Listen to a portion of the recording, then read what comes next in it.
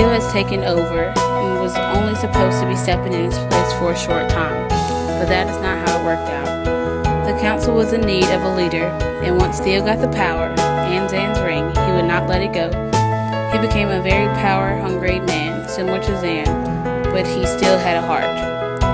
After Zan's death, Theo and Julian got married and were very happy. Theo raised Luke, Julian's son, on his own, and he loved them very much, and they seemed like the perfect little family. But about 5 years into their marriage, things began to change. Theo saw the devastation of people without children, and violence grew significantly more than it was already.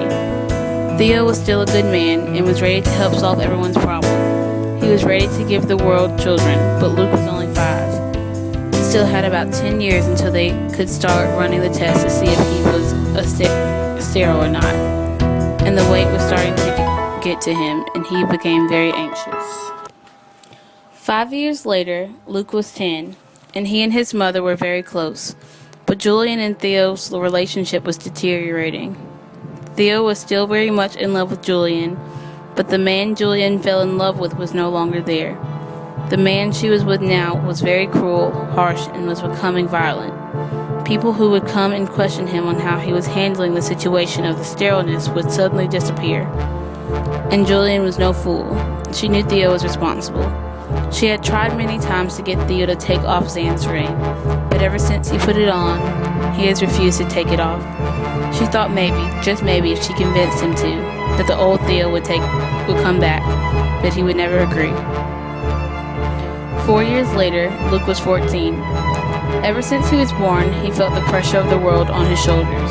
He felt like everything was left up to him, like he was the savior of the world, and that scared him very much. He just wanted to play, have a good time, go out, and be normal. But it wasn't allowed, because they couldn't risk him getting hurt. They made him work out regularly so he could stay fit, and they made him eat healthy so he would be strong.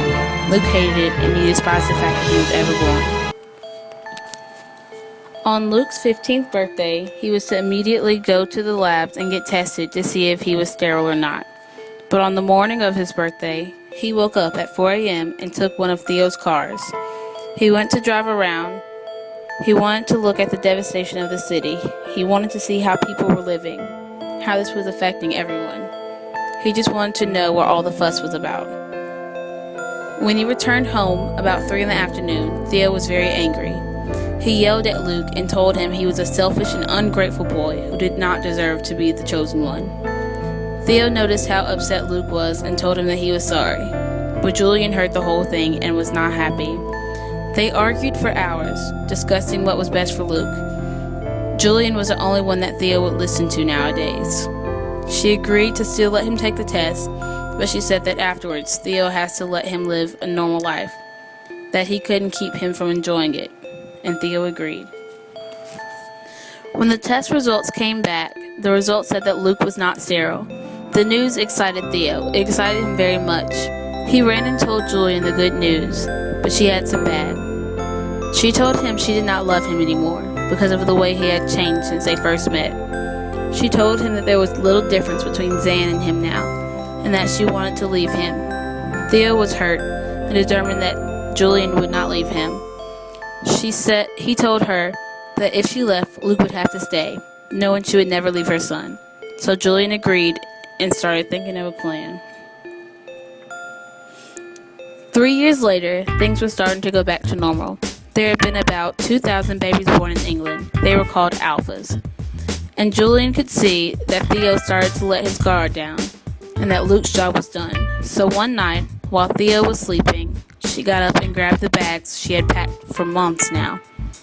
She woke Luke, and they got into one of their cars and drove for days it seemed like.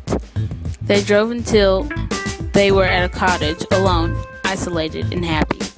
They both loved it so. They were all the family they needed, and they lived there happy and were never heard from again.